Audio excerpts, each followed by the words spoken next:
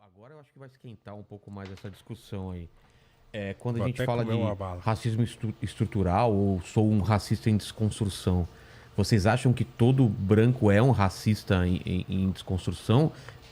E que a gente só tem que melhorar ou dá pra dividir assim? Tem os caras que são filho da puta, outros não são. Eu queria entender isso daí, quando essa campanha... eu não gosto, eu não concordo muito e eu não acho que é um consenso mundial de que todas as pessoas brancas são racistas. Eu não me considero um racista, Porque entendeu? isso porque isso é uma parada meio da galera mais brasileira que tá surgindo isso, tá ligado?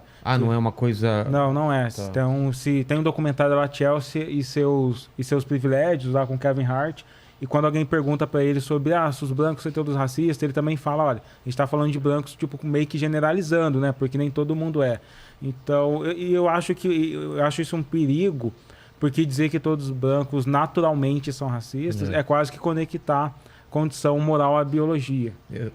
Então, eu não sou... Eu sei que muita gente da esquerda gosta desse discurso. Eu não prefiro esse discurso. Até porque minha família é miscigenada e eu não vou acordar todo dia, olhar para um primo meu e uma tia e falar, sou racista, como é que você tá? Tá ligado? Eu não acho isso uma solução apaziguadora. E tem uma psicóloga negra estadunidense, Janet Helm, que ela fala que existem alguns estágios de branquitude de um branco para ele se tornar uma pessoa antirracista, que são 3 estágios rapidinho. Ele fala que a primeira estágio é quando uma pessoa branca nunca viu uma pessoa negra ou não convive com ela. Aí a primeira vez que você convive no seu trabalho, você reproduz estereótipo, porque é o que tinha na sua cabeça. Nesse momento você começa a perceber do convívio que que essa pessoa negra sofre uma diferenciação, e é nessa hora que essa pessoa branca ou vai depositar nessa pessoa negra, falar que ela não tem força, que ela devia se lutar mais, que ela não devia se vitimizar, ou ela vai entender o seu lado nessa luta e vai caminhar para o que seria o antirracismo, tá ligado? Então existem várias teorias sobre isso. Eu não acho que é conclusivo dizer que toda pessoa negra toda pessoa branca é racista. Eu entendo não tem uma diferença entre racismo e atitude racista. Uma pessoa é capaz de uma atitude racista e não ser racista. Não sei se você está entendendo o que eu estou te falando. Ou porque racismo não é sentimento. Racismo, as pessoas não acordam assim, nossa, como eu tô racista hoje, tá ligado? Tem gente que acorda. Muito pouco. Você tá falando que um dia do nada. Você não acorda falando assim, eu estou racista. Muito pouco. Assim, eu acho que essas pessoas são supremacistas. Esses que deliberadamente falam assim, eu não quero negros do meu lado. Entendi. Eu acho que eles são supremacistas. Mas eu acho que o racismo... quando a gente vai estudar psicologia e tal, a gente vê que antes do sentimento existem os arquétipos, né? Jung fala, e antes dos arquétipos ainda existem os esquemas mentais. O racismo, às vezes, ele tá nesses arquétipos, nesses esquemas mentais. Acredito nisso. Então você, às vezes, tem medo de uma pessoa negra por conta de uma figura que tá na sua cabeça. Então você não tá conscientemente se emocionando ou odiando aquelas pessoas, sabe? Você tem alguma coisa foi programada, talvez porque tá espalhado na sociedade essas figuras. Porque toda vez que você liga o Cidade Alerta e eles estão prendendo negro roubando bandido, celular. É o negro que tá lá preso. Você tem medo de 2 caras numa moto, não quer dizer que todo mundo... Cara, acontece comigo. Eu entro, às vezes, em alguns lugares em São Paulo e eu percebo que as pessoas têm medo de mim. Entro numa padariazinha, tô sozinho. Eu entro sozinho lá, eu vejo que as pessoas vão me atender do nada, desenvolvem medo de mim. Caramba. Esses dias, o cara do Uber, eu tava indo gravar no ar. É verdade. O cara do Uber parou o Uber no meio do caminho e falou, cara, desce aí porque eu não vou te levar. No meio do caminho, Vilela. Falou o quê? Desce aí porque eu não vou te levar, eu confundi aqui, mas eu percebi pelo espelho que ele tava com medo de mim. Ele parou a corrida no meio. Ele ficava me olhando e tentando entender o que eu tava fazendo lá atrás, com o meu celular, tá ligado? Então, existe esse medo de algumas pessoas negras em situação. E esse medo é espalhado pela sociedade, mano. Então, as novas gerações, inclusive de pessoas brancas, estão se tocando disso, estão entendendo a sua posição.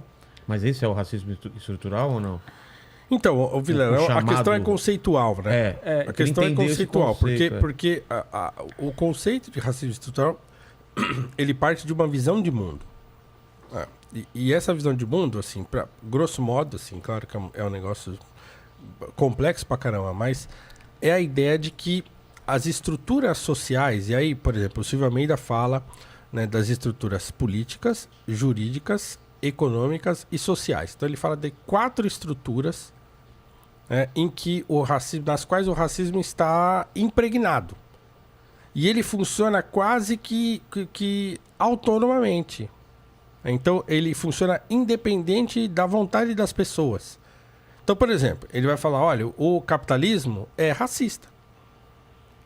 Porque a estrutura do sistema capitalista exclui as pessoas negras. Então, faz parte da tese isso aí. Então, o capitalismo é intrinsecamente racista. Então, a estrutura econômica do capitalismo é racista porque exclui as pessoas negras. Eu discordo frontalmente disso, mas é isso que diz. Então, a estrutura jurídica é racista. Por quê?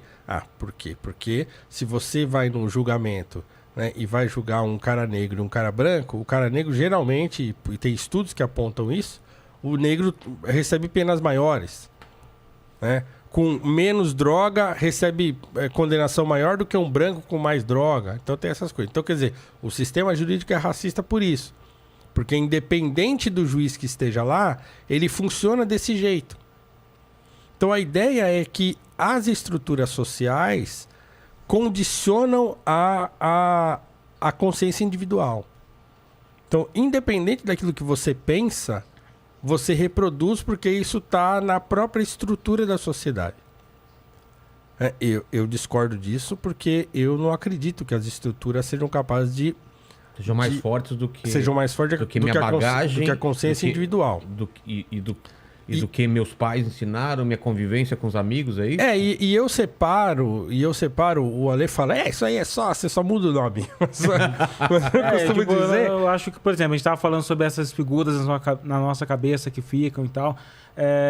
Eu acho que, como ele falou, o racismo funciona antes, mesmo que você não tenha a intenção, tá ligado? Eu acho que discutir a terminologia é interessante para quem está nesse campo de estudo, como o Silvio, como o Paulo e tal, mas eu gosto de discutir a solução de como a gente pode trabalhar para evitar isso de acontecer, tá ligado? Eu entendo o que o Paulo fala, eu entendo as discordâncias dele com a questão do racismo estrutural, mas como eu também entendo que a proposição dele é para o mesmo objetivo, eu não faço... Eu não sei se eu entendi direito, mas porque talvez isso dilua a culpa como uma coisa incontrolável e tira a responsabilidade do indivíduo. Eu acho que assim, mesmo que a intenção não seja essa, porque não é essa, mas é para esse lugar que vai. Não é? Então assim, a consequência da teoria, ela se torna incontrolável e vai parar nesse lugar. É a mesma coisa, por exemplo, você falar que lugar de fala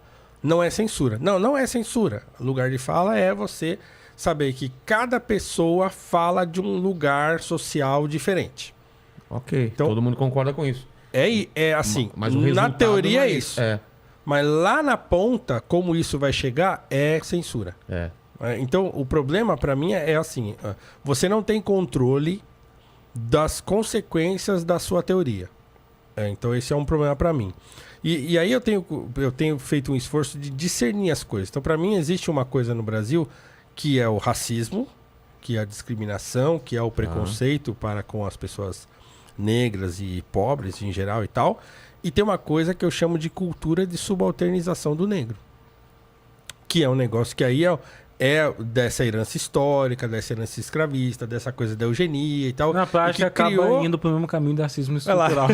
Que criou um imaginário... Não, porque assim, eu acho que... Porque assim, a solução... Qual a diferença básica entre as duas coisas? Vou dizer, a solução para a teoria do racismo estrutural é a revolução. Não tem outra. Assim, ninguém fala isso na cara dura. Teve um entrevistado do Silvio Almeida, que é um professor lá, amigo dele, que falou. Então, assim, porque como é que você resolve o problema de uma estrutura? Como é que você tem uma casa, que você constrói a casa num alicerce que está estragado? Tem que derrubar. Você tem que derrubar e fazer de novo. Então, eu, assim, a consequência lógica disso, e aqui eu tô falando de filosofia mesmo, a consequência lógica do argumento filosófico a respeito disso não tem como consertar. Você falar, não, com educação conserta. Se você começar a colocar pessoas negras, conserta. Não acho que a gente vai conseguir construir eu também acho que, espero que não, né? Então, mas eu digo que essa coisa que eu chamo de cultura de subalternização, ela resolve com educação e com cultura. Né? Com tudo que a gente falou antes aqui... Com exemplos, você vai mudando. Por isso que eu dou tanta ênfase no meu trabalho a figuras negras importantes da história brasileira. Porque elas precisam ser conhecidas.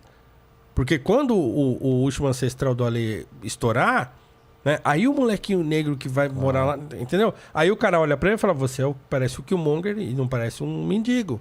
Então é isso, você muda o imaginário moral da sociedade. Né? Então você deixa de ver o estereótipo ruim, que a gente falou. Então, quer dizer, eu cresci vendo novela da Globo e não tinha um personagem na novela da Globo que era um negro, né? Protagonista. Ou mesmo não precisava ser protagonista, mas uma família negra, por exemplo, rica. Tá. Né?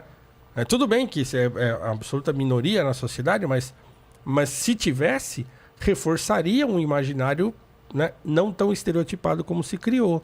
Então esse é o problema, né? É que a gente tem uma sociedade que adora a figura de negros correndo, fugindo, roubando, pegando em armas, tá ligado? E então a gente precisa de imaginário de negros fazendo coisas legais, cara.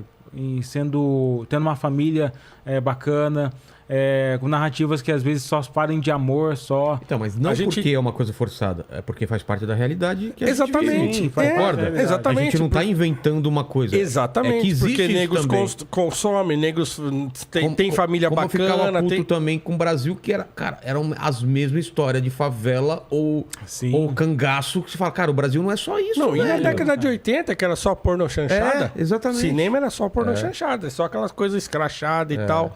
Então, assim, é complicado, porque é aquilo que... A gente, por exemplo, entrevistou o Ângelo Fernandes lá no Noir, que ele fez o Doutorzinho Gama. O Dr. Gama. Ele fez o filme do Jefferson D, sobre o Luiz Gama, que é o Dr. Gama. Ele fez o Luiz Gama jovem. Mas a gente discutiu isso lá no nosso programa. Assim, cara, nós estamos em 2021. Agora... Em 2021, saiu um filme sobre uma figura negra importante, que é o Luiz Gama. Em 2021. Imagina o tempo que vai levar até eu conseguir fazer o Luiz Gama Caçador de Vampiros. Caramba, velho. Tem o Abraham com o Caçador de Vampiros. Eu quero fazer o Luiz Gama Caçador de Lobisomem. Cara, então, e assim, um filme do Jefferson D, um belo filme, inclusive... Mas eu achei um filme muito curto pra imensidão que é o Luiz Gama. Eu achei um filme 1h30, curtíssimo, assim. Mas é muito melhor ele do que nada. E não tinha nada. Como é que pode, cara? Não ter...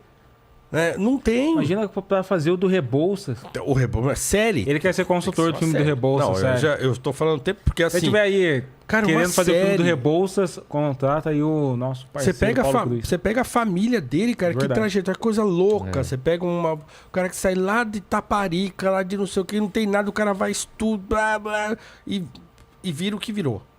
É uma série. É uma saga de uma família brasileira, negra, que no contexto da escravidão, chega onde chegou. Imagina, você fazer isso numa Globo da vida e botar essa série no horário nobre. Imagina um molequinho negro da periferia vendo isso. Exatamente. Entendeu? Imagina vendo a vida do José do Patrocínio. Um cara que quando vê, ele mesmo chega, bate num escravo, né? E depois ele se arrepende. Então você vê a história do José do Patrocínio, a história do Francisco de Paula Brito, cara, o primeiro editor brasileiro, editor de livros que não eram livros técnicos, mas editor de livros de romance e tal, foi um negro, Francisco de Paula Brito, né, que publicou o primeiro romance brasileiro escrito por um escritor negro. Que foi o? Teixeira e Souza, o filho do pescador. Primeiro romance brasileiro. E o Paula Brito... foi o primeiro empregador, primeiro patrão de ninguém menos que Machado de Assis, velho. Com 15 anos, o Machado foi empregado do Paula Brito na tipografia dele. O Paula Brito publicou o primeiro poema do Machado, os dois primeiros romances do Machado, foi o Paula Brito que publicou. E o Paula Brito tinha uma sociedade de intelectuais lá no Rio de Janeiro, chamada Sociedade Petalógica, que reunia intelectuais, médicos e jornalistas e tal, na casa dele, cara. Fazia umas reuniões intelectuais e tal, e não sei o quê. Cara, na primeira metade do século XIX.